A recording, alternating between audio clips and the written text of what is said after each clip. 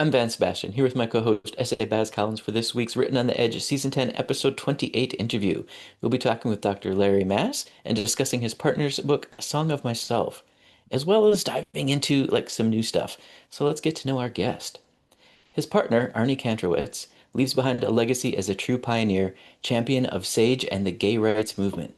He is the author of the gay classic Under the Rainbow, Growing Up Gay, of a monograph Walt Whitman, and was a notable writer and figure in gay and mainstream media. He became vice president of Gay Activists Alliance in 1970 and was a founding member of the Gay and Lesbian Alliance Against Defamation, known as GLAAD, in 1985. His partner, Dr. Larry D. Mass, Kantrowitz's surviving life partner, provides context for the novel's relevance in today's socio-political climate. Larry, welcome to the show. Thank you. Thank you. It's an honor and pleasure to be here. Thanks. For us as well, bringing a huge legacy to Yeah. our show with with what I you mean, and Arnie have done. in these perilous times, I mean, who knows how much longer such shows are going to be around. But anyway, Yeah, so well, But we're that's well why we do aware of it. it. Yeah. yeah, yeah. That's why we do it, to preserve these voices and make sure that the recording gets spread far and wide and is on as many servers on this earth as possible. So Yeah, we just got to do whatever we can to shove off Taco Tits and his entourage from doing it. so can we On talk that a note, bit no. about Arnie's creative process? I know, I'm trying to bring it back to the conversation. Um, I Well, know. it's very pertinent to the book. Our fears and our concerns, because the book is this is I'm just going to hold it up. This is Sure. Song of Myself, Love it. oh, that's a Arnie's beautiful cover. posthumously published novel. Uh, the book is very much about kind of typical, stereotypical LGBTQ plus, in this case, we're just going to say gay man growing up between the wars. Arnie himself was born in 1940, and that's kind of the lifespan of this character. In heartland America, and for that matter, the greater world, but primarily America, where homosexuality did not exist in concept, in print, in history, in any kind of recognition, in any kind of, so that the main thing about growing up gay in a small town or rural areas, you had absolutely no ability to have any idea who you were, how to be, Mhm. what to be, how to think of yourself.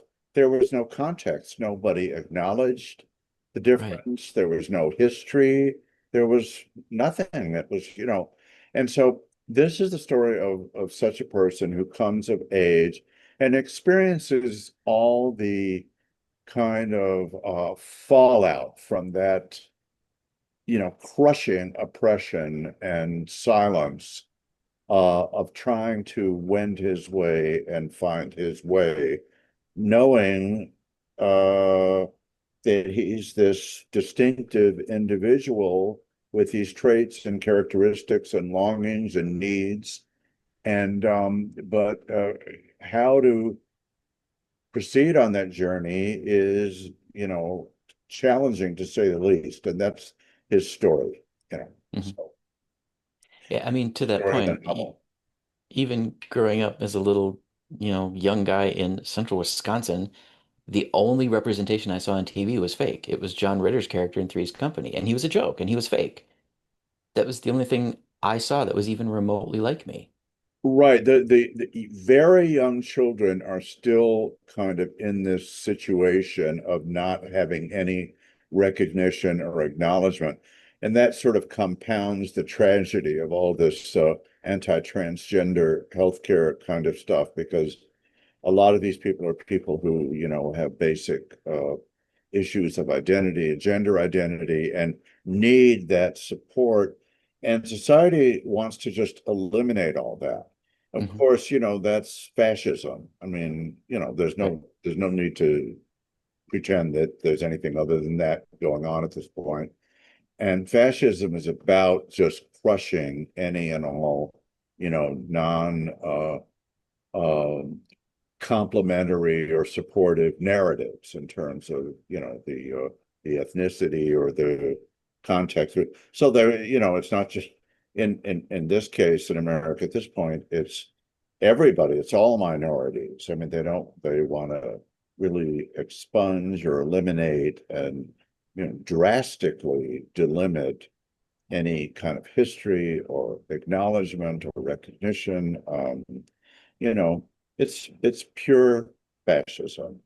It is Yeah. 100%. I, So I, I th Daniel's story, no, I just wanted yeah. to say, didn't you want to do a shout out to the on the cover of who was the artist of? Oh yeah, yeah. Yeah. People, you guys were complimenting me on this beautiful cover.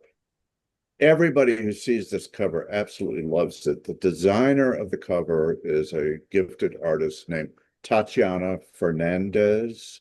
She's based in California, and I can provide more information about her, you know, if you inquire with me. So, Well, yeah. you So, were you were about to talk about Daniel. Can I ask a quick tie into that cover? There yeah. is a shadow of an older man looking over Daniel's shoulder on the cover. Is that himself looking back at his life or something Well, else that's going a on there? wonderful suggestion that I've never heard before. I mean, that's kind of fabulous in terms of how it resonates with the book. No, that figure is a kind of is the spiritual center of the book and of Daniel's experience, Walt Whitman. What Ah, happens okay. to Daniels, he said, so he's this little gay boy growing up, no idea who he is, what he is, how to be, what to be, where to go, how to think, and and he lives in a typically kind of homophobic kind of family with a very nasty homophobic alcoholic father and all stuff like that. So, but he has a school teacher who turns out to be no, in those days everybody was closeted. You couldn't Mm-hmm. not be closeted. People don't understand that, if you were not in the closet, you could be in prison. I mean, Mm-hmm. everything was completely illegal. So it was unthinkable to be out. But so this lesbian school teacher who was kind of strict and kind of short spoken, if you will, she gives Daniel a gift, and because he's a devoted pupil, he's a good pupil, she recognizes qualities in him, and he's kind of aware of that. But anyway, she gives him a gift. The gift is Walt Whitman's Leaves of Grass. Oh, nice.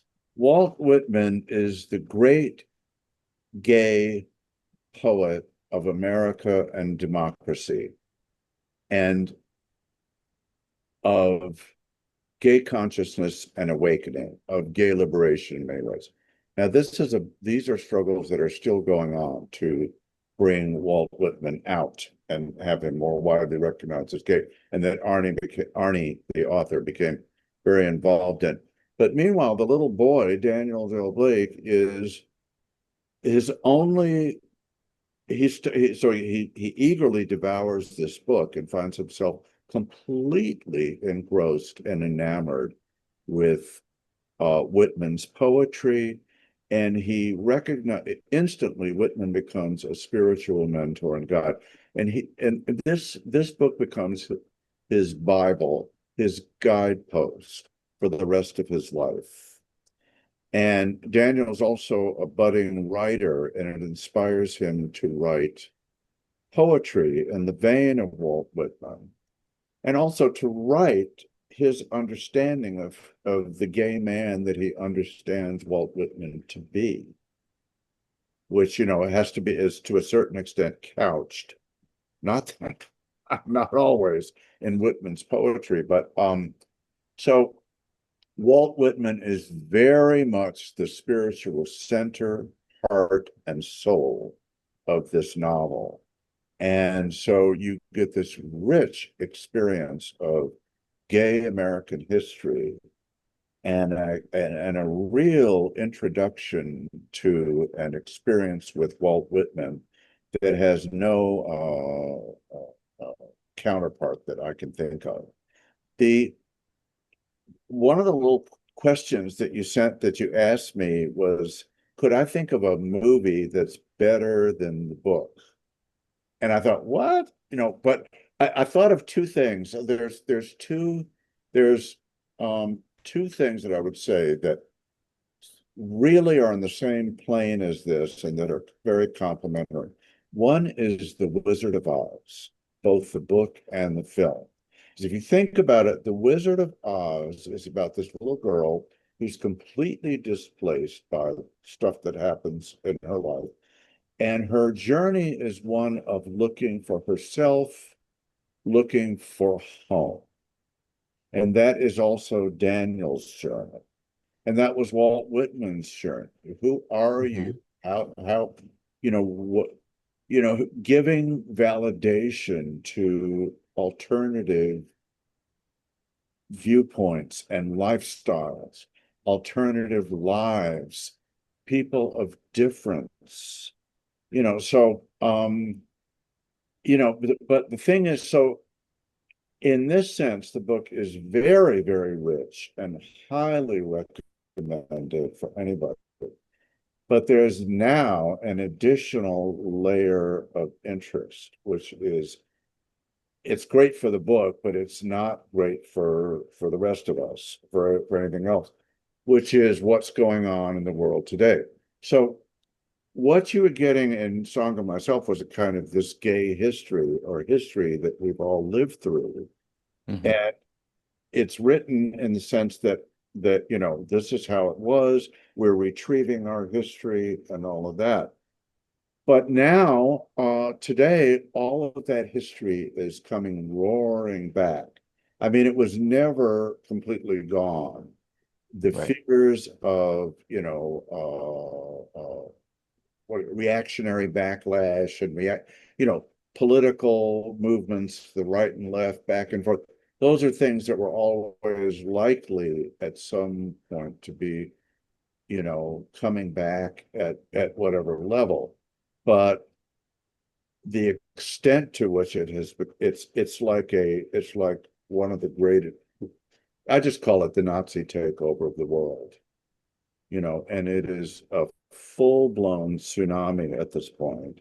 Yes. And so this history of Daniel Del Blake and all the stuff that he lived through, all the forms of discrimination and oppression, which we were retrieving as precious gay history, is now once again gay reality.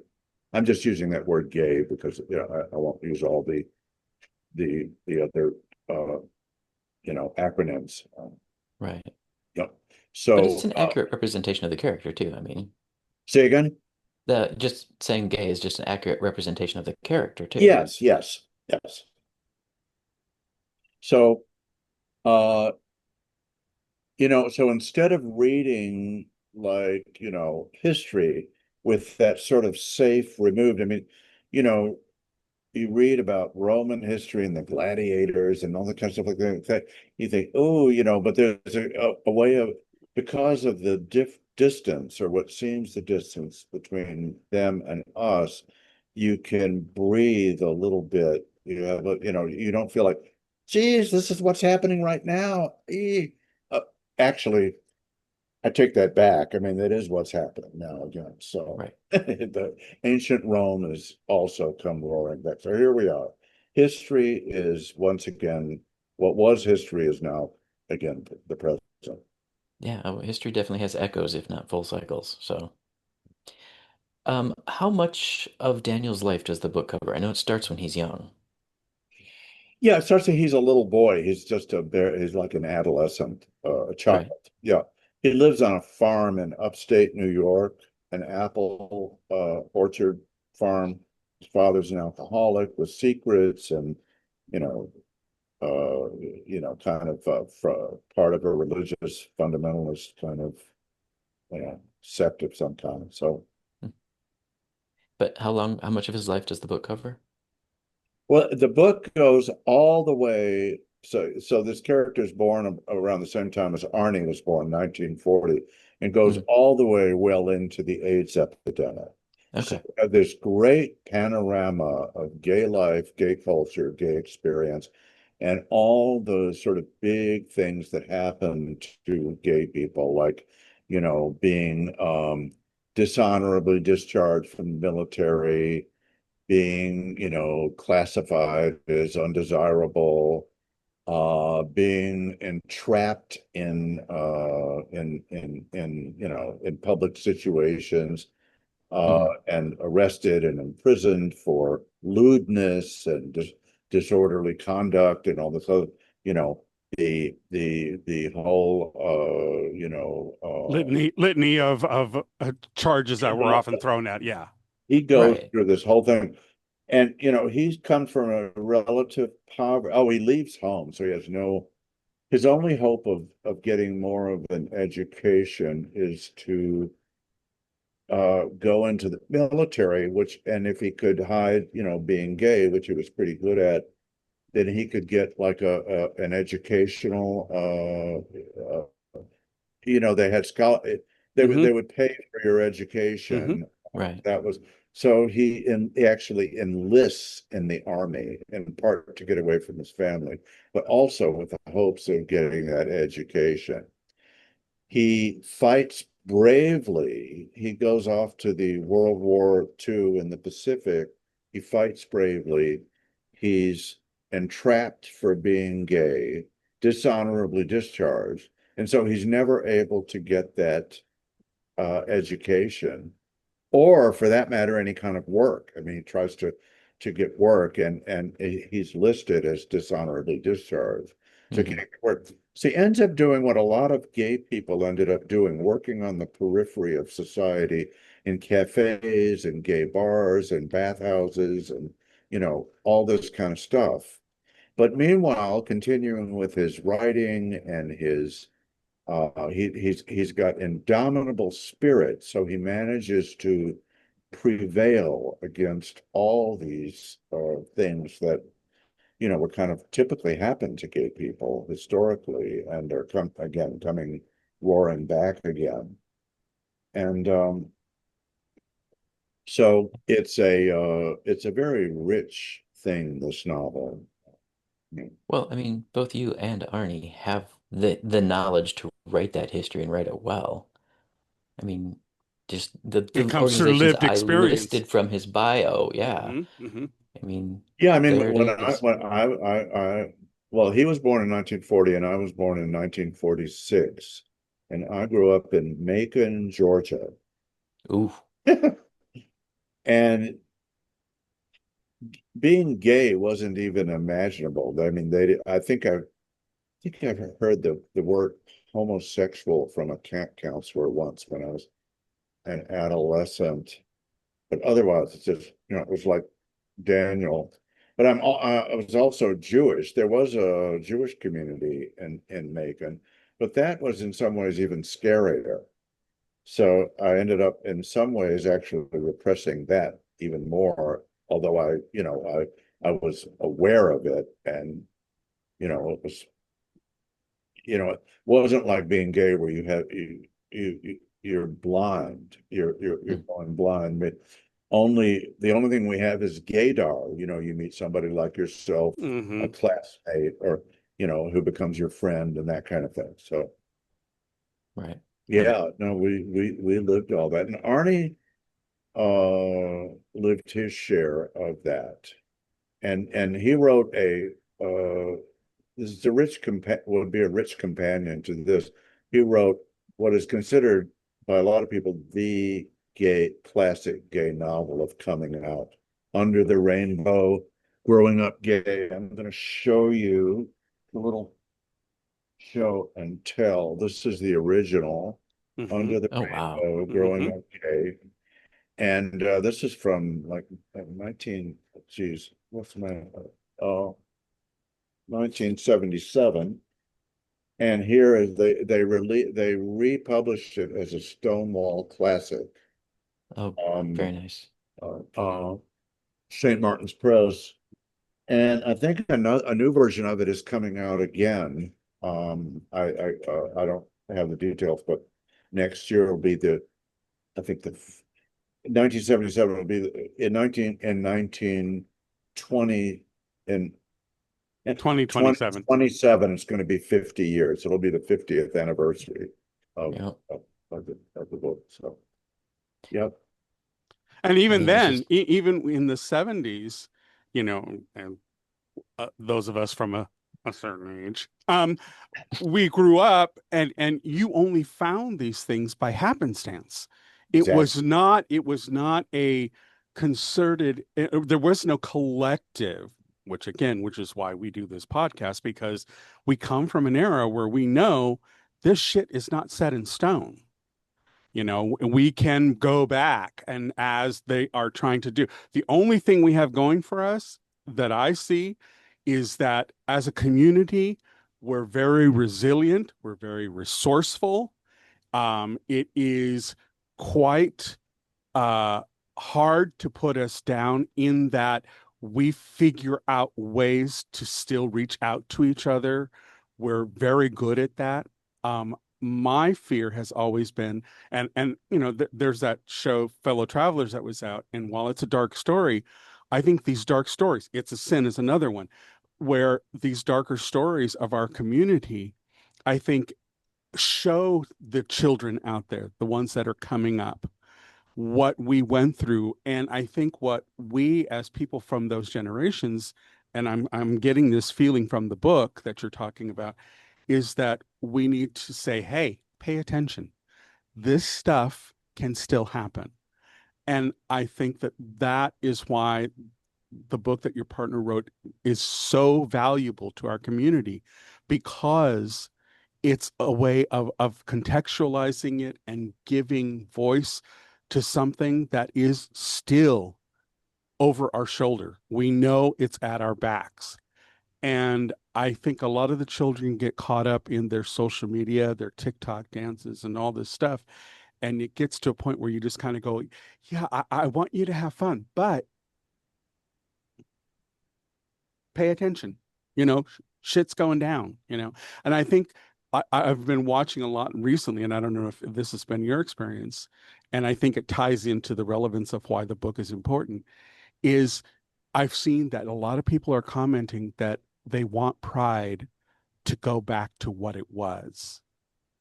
There are so many kids, so many children nowadays that go to Pride and they say, yeah, the party's nice, but we really need to go back to fighting for who we are, because we're about to lose it. And I think that a book like this is really something that we should definitely be shouting from the rooftops, that this is a way for children to absorb something and understand the context of our history and the relevance and importance of being able to champion a book like this, because it does give them that context. And some of it is dark, some of it is stuff you don't want to necessarily have to take in, but it's life, it's reality in a way that I think is the most powerful and most potent, wouldn't you say? Absolutely. I think that's so beautifully said and so absolutely spot on. Beginning with you sort of opened when you again speaking just now with this statement of resilience.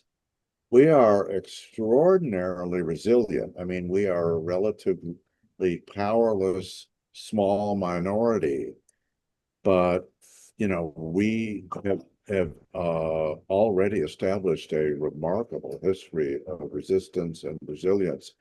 So there was the whole Stonewall uprising. Mm-hmm. There was, that were against tremendous odds, this whole gay liberation movement began to unfold. I myself got in on the ground floor of the AIDS epidemic. Now that was really scary and Mm-hmm. overwhelming.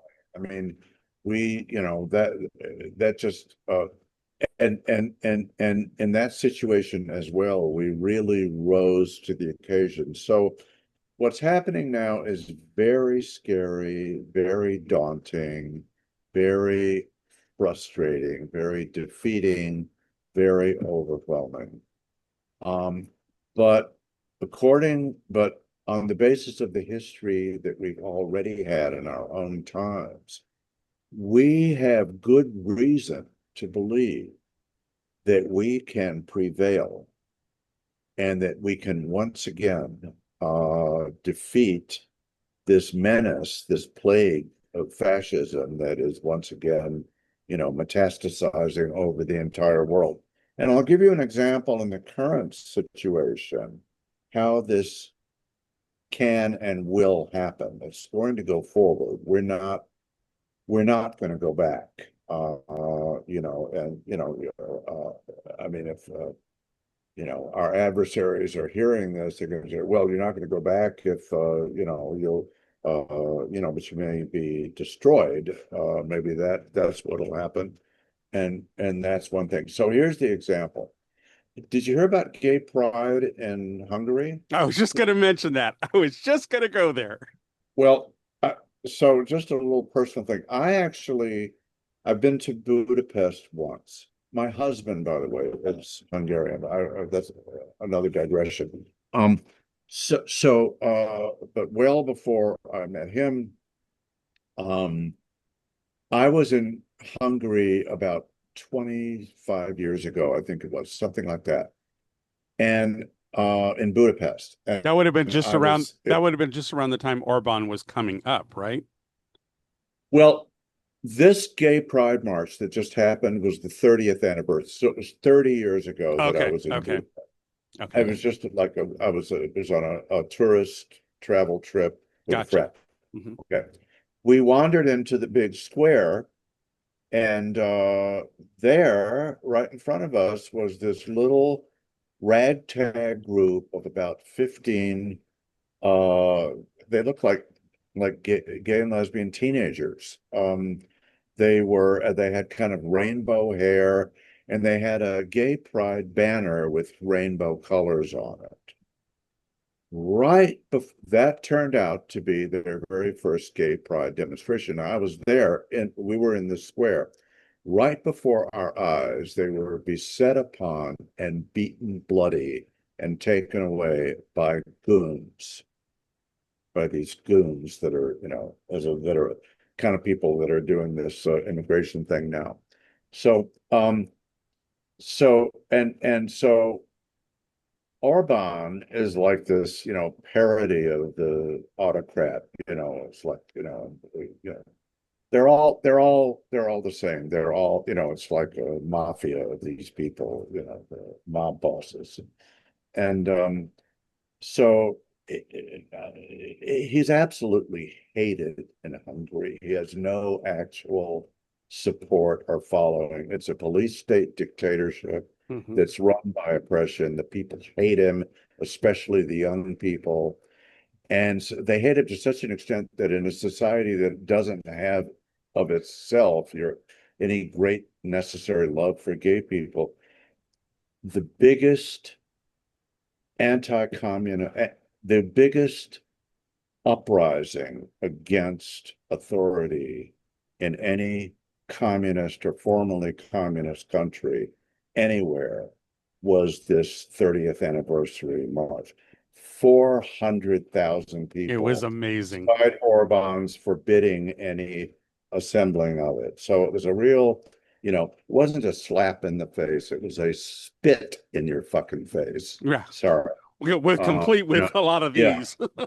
So anyway, I'm the in the AIDS epidemic, we had Larry Kramer. Hmm. So Larry Kramer was really kind of in many ways the fiercest gay leader we ever had. Hmm. One of Larry's most potent weapons is one we're going to have to be wielding very soon on a very large scale, which is that Larry was kind of Donald Trump-like in his ability to call people out and take people down, just absolutely with the most withering personal criticism. Larry's ultimate weapon that he used, rhetorical weapon, was to accuse everybody of being murderers and mass murderers. That includes you and me and included himself. Basically, that definition of murder and mass murder was if you're not doing everything you can to prevent unnecessary death, you are a murderer.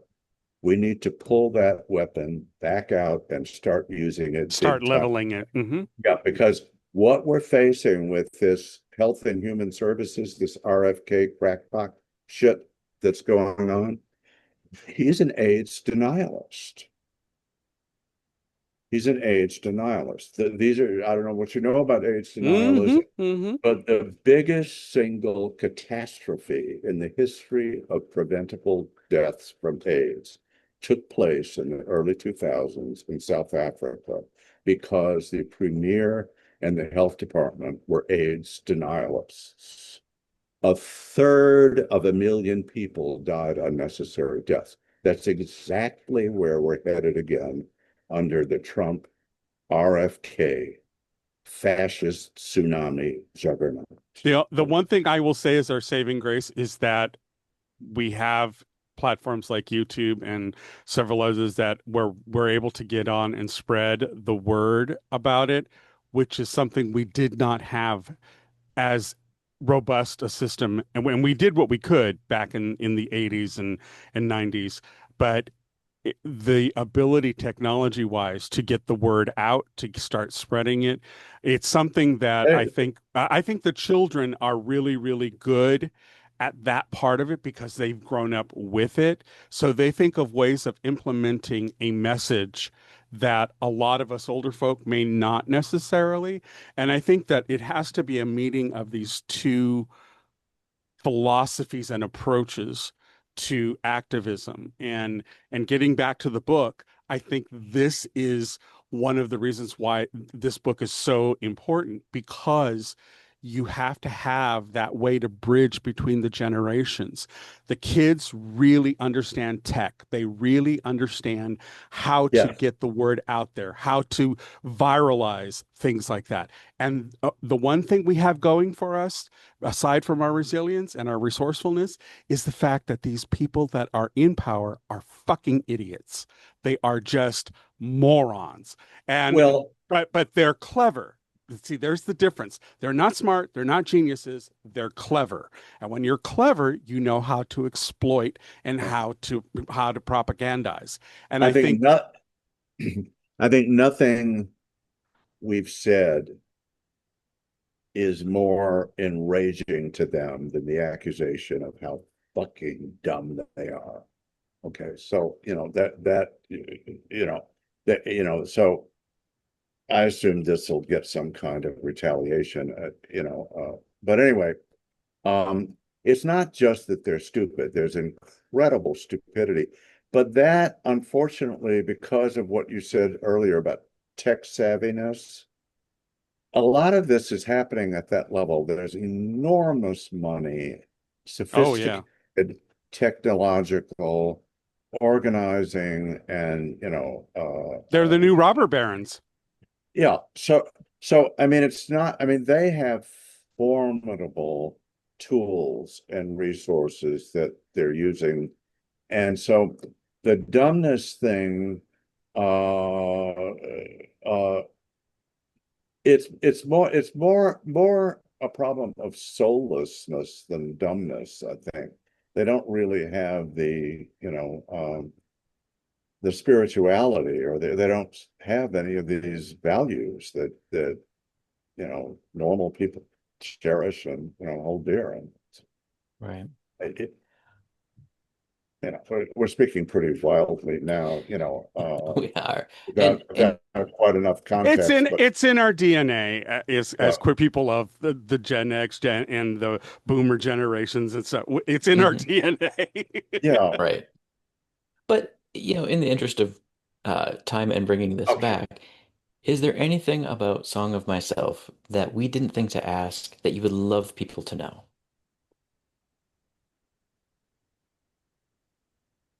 Oh, that's a good question. I think we've touched on most of the major aspects, but I think that, you know, we don't have that many things that we can really call our own in terms of our history, our heritage.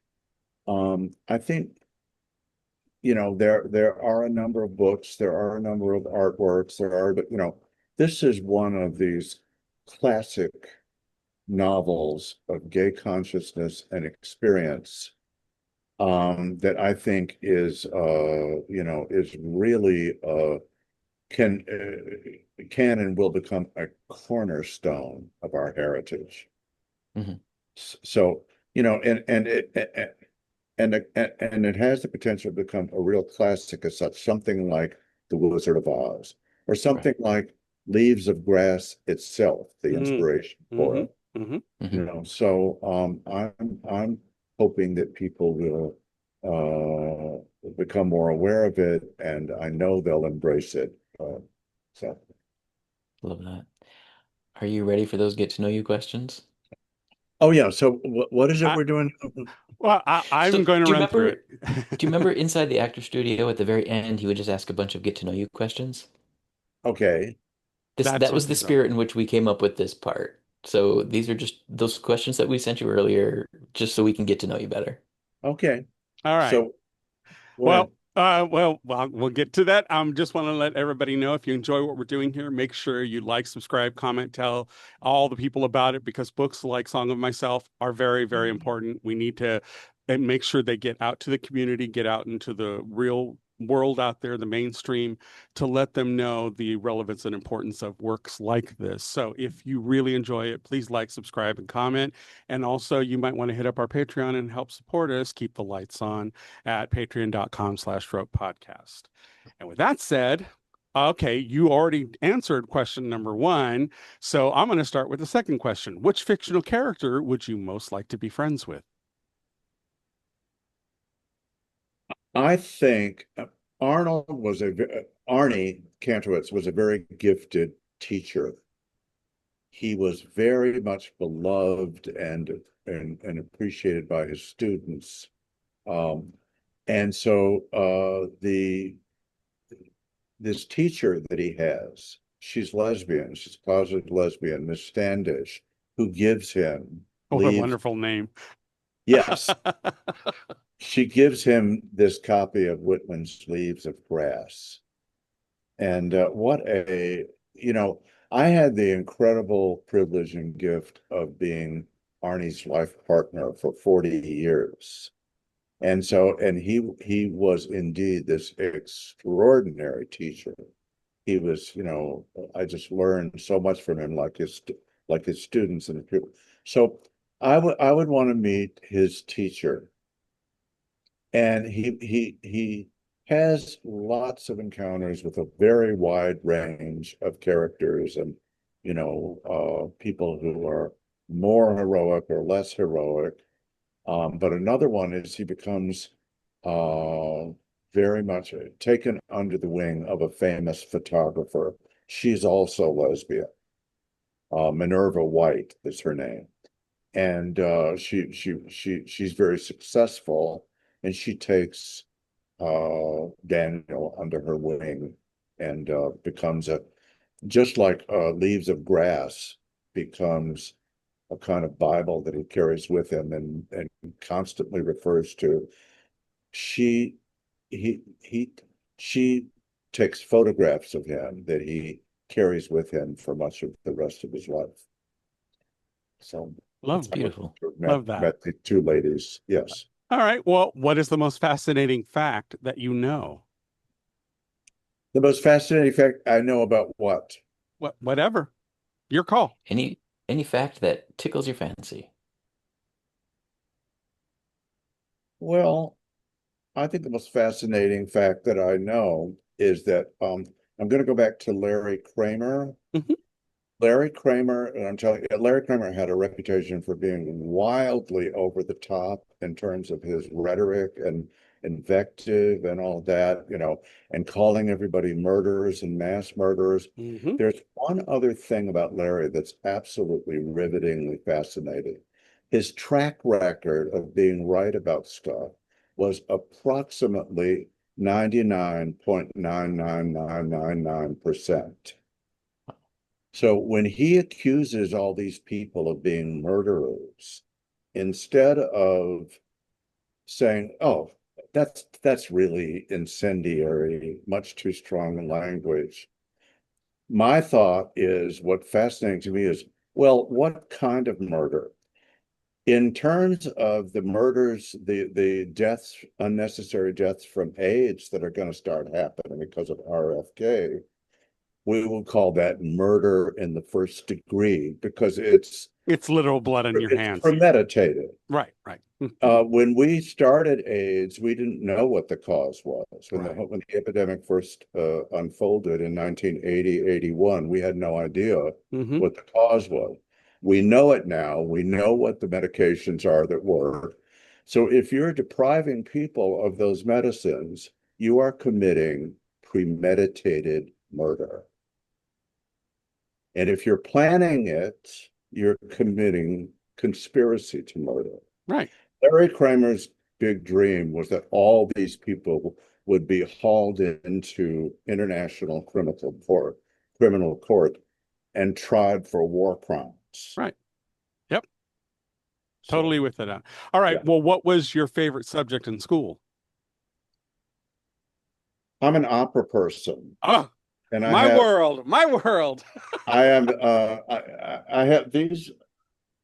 Uh, I'm the author of of three books, which I call my Jewish Wagnerism series. And they're basically my collected works, but with a lot of memoir, a lot of autobiographical material and essays. I'll just, if you give me 1 second, sidebar. Hmm. Okay. So these are my books. Uh, well, this is the second one on the future of Wagnerism. And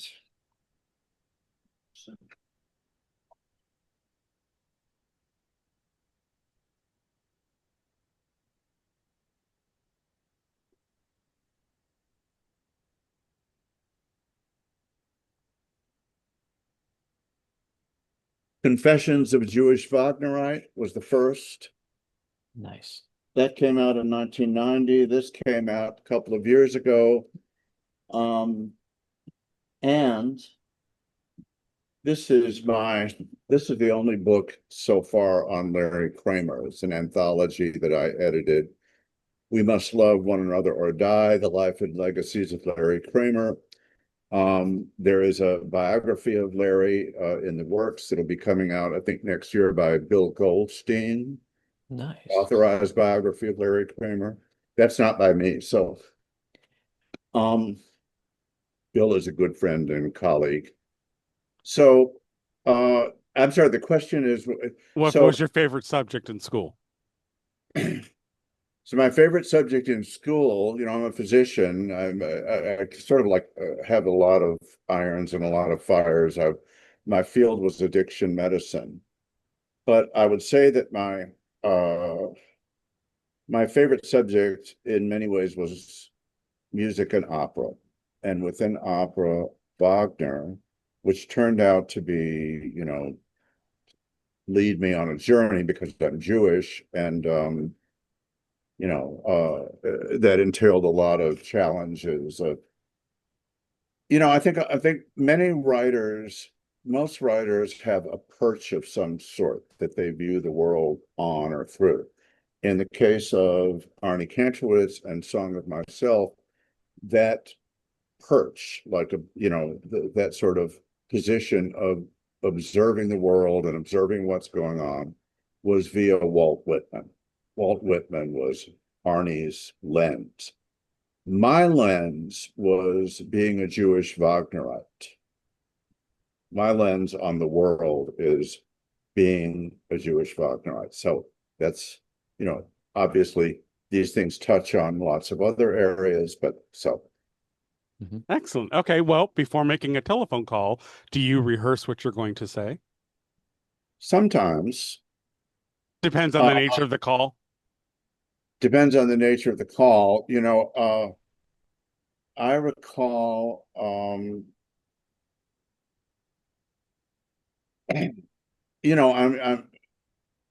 I'm like anybody, I have issues with anger, with issues, one day I remember this just comes to mind. I was walking down the street and I walked past a store that had mirrors and kind of Hmm. so, and as I walked past, I saw this figure, I just from the side, from the sidelines, I saw this figure who was sort of muttering to himself, and that was me in the mirror. And so, I don't know, but I mean, like I thought of, oh, you got to try to rehearse and prepare for this podcast. You sent me this Uh-huh. question, and I did that, and I took some notes, and but beyond a certain point, You just have I to kind of let it go. just have to kind of let it go and let Yeah, whatever comes out yeah, come out. Yeah. absolutely. Okay. Well, what current event or causes are you most passionate about? What? What current event or causes are you most passionate about? Well, it's one that isn't really happening nearly to the extent that it needs to happen, which is a major socio-political movement against fascism that's global. Yeah. So that has really been, it's just not happening to the extent that it needs to happen. I'm not going to be a leader, except, if I appear occasionally on a podcast. I'm 79. It's just not, my time is kind of past, but it needs to happen, and it needs to happen with My husband has a great line for this. He says when they keep talking about, oh, it's Antifa, it's Antifa. My husband says, okay, where is this Antifa? Because I'm missing meetings. right. Well, I don't know. I have never had any kind of direct connection with Antifa. Well, But it's the not whole, that's just it. It's yeah, not an organization. It's an it, ideal. it's You're it's fighting you're anti-fascist. it's under the big power of example in this, far and away, the most impressive power of example is ACT UP. Yeah, ACT UP was, you know, Larry Kramer was kind of it was the our weapon. great leader, and he was the principal founder of GMHC, and he went on to be the principal founder of ACT UP. ACT UP achieved miracles. Hmm. It had great, people really We came use shock together. value to our greatest advantage. Exactly. What we need is a kind of global ACT UP. Hmm. And they can crush it, they can stamp us out, they can kill us, they can, hate us, they can do all that shit. But eventually, the human spirit, as we began this whole discussion with, the human spirit is resilient, whether you're gay or whoever, or whatever else you are.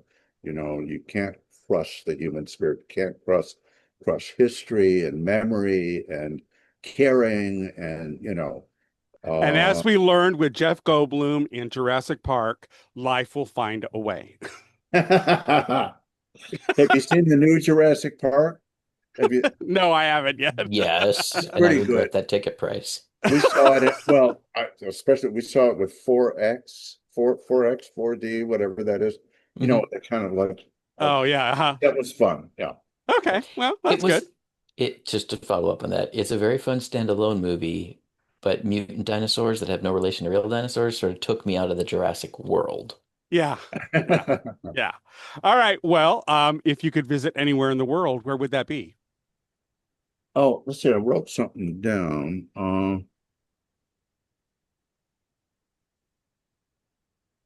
Um, I'm sorry. I can't remember what I said. Um, right now, because I just watched the second episode of White Lotus, it would be Sicily. Ah, okay. Always had a dream of taking a auto trip around Sicily and seeing all those old ruins and all that wonderful cuisine. But the real answer to the thing is, I don't really feel very comfortable or confident wanting to visit anywhere these days True. because I Yeah. travel, not just travel, but I just feel like the dangers are just keep increasing. And I just don't so um but otherwise I um All right. Well, who, if anyone, was your first celebrity crush?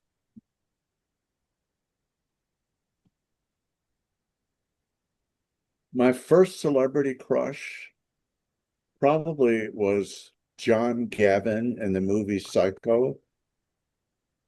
Wow. Yeah. Um uh you Too bad know he was a Republican, well but he was gorgeous. He was gorgeous. and that was a movie that really turned out to be emblematic of all the homophobia in films and all this stuff that the whole gay Hmm. liberation Hmm. movement was unfolding against. It was about confronting and changing. Um, in the opera world, there was a tenor named John Vickers, Canadian tenor, Eldon tenor, who turned out to be homophobic.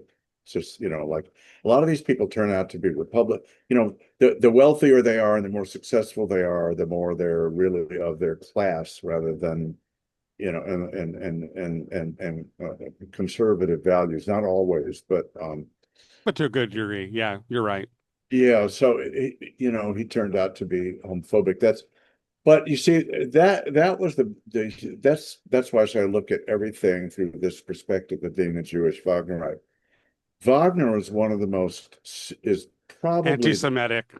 well, it was worse than that. It was probably the most seriously anti-Semitic of any great artist Hmm. in this. Um, Hmm. and at some point, and I fell totally in love with Wagner. I mean, not physically, but I mean, just The art. Yeah. Wagner was for me what Walt Whitman was for Arnie. But Wagner played a rather key role in the development and the advent of what became not Hitler and Nazism. So what I'm left with is my first great love, the love that, because I consider my love of Wagner was really in some ways like my first love, my Hmm. first great. Hmm. You discover that your first great love was you know plotting genocide against your people. There's a lot of apologism. Separating the art from the artist kind of thing. Yeah. Yeah. Yeah, yeah. As someone who performed Tannhäuser, believe me, I totally You get where you're sang the comparing. role? Well, No, I was in the company, but yeah, it was really, really good. no. I mean, I'm giving you extremes of these viewpoints. I mean, there's a lot of nuance and a lot of complexity Yeah, there in the sure. cognitive. I remain, in my way, a kind of informed, and still sometimes passionate Wagnerite, and so there's not, not a simple, easy thing. But I mean, I my my the point we're making is, you've developed these crushes on people, and more often than not, they turn out to be not only, absurd in terms of, you don't really know anything about them, and you're just a little boy or an adolescent or something like that, and they're old. But it turns out that they have deep-seated beliefs that are inimical to you, Hmm. that are hostile to you. Hmm. And so, uh Well, I mean, as a Native American, one of the most ironic situations I've ever run across was there's a book called The Education of Little Tree, And it was written by a Klansman. And it is probably one of the most compassionate stories about Native children in boarding schools that you will ever see. And you're just blown away by the fact that someone who obviously harbored that kind of stuff, much like Wagner, you That there's is a a good reason why that analogy. line is you don't want to meet your heroes. That's where that's all born. It's that same separate the artist from the art kind of thing. It just shows that we're complex. We're very, very complex creatures. And, Exactly, you know, exactly. all right. Well, final question. What's your personal favorite recipe that you make? And are you willing to share it with us? Um,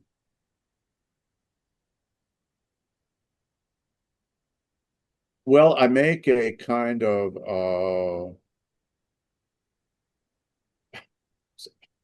sorry,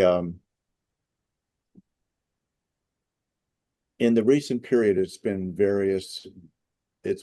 pastas with various vegetable combinations, fresh summer vegetables, fresh garden vegetables, and with various components, including white miso. Oh, interesting. Nice. Yes. And corn and cabbage and things that are a little bit offbeat sometimes for pastas, but that's I don't It sounds very interesting. I like Yeah, it that. sounds delicious. yeah. Yeah. Excellent. Well, you made it through our list. Bravo. Woohoo! So, are you doing any more book stops, tours, or interviews for Song of Myself? And should people know about those dates and locations? I don't right now I don't have any additional engagements planned. I've been asked to do something on a cruise with a bear group that I've traveled with before. And Uh-huh. so I think, the book was published in September of 24. We launched it and we had some really good exposure, including a spot that went out on NPR. And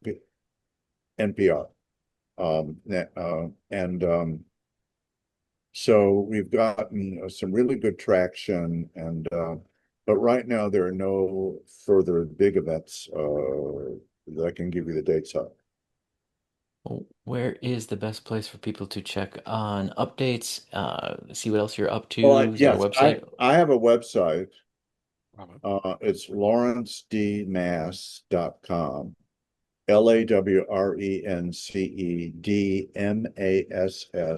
LAWRENCEDMASS.com. There's also for this book, sentinelvoices.com, Okay. which is Sentinel Voices, all one word, .com. And then the books are also available on Amazon. Right. All the Uh, usual uh, points of distribution. yes. Perfect. Perfect. I also noticed that people can order directly from sentinelvoices.com if they want to support The publish. the local press as opposed to something like Amazon. Yes, correct. Correct. Beautiful. All right, Larry, do you have any final words of wisdom for our fans and listeners? Uh, just this